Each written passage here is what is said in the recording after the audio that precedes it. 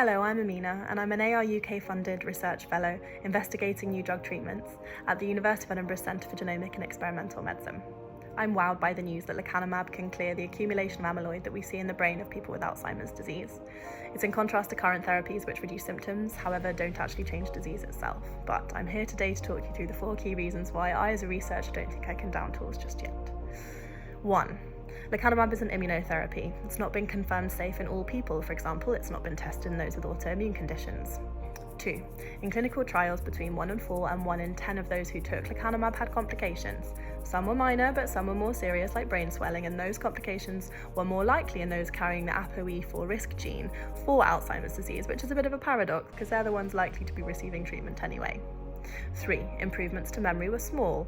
When you group lots of individual results together for analysis, you can make a small effect seem very significant, but what that small change actually means for people living with dementia day to day isn't really that clear. And 4.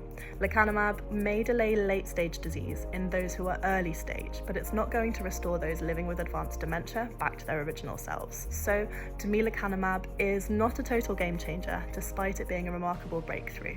As a researcher, it's pretty inspiring to see its development within my lifetime.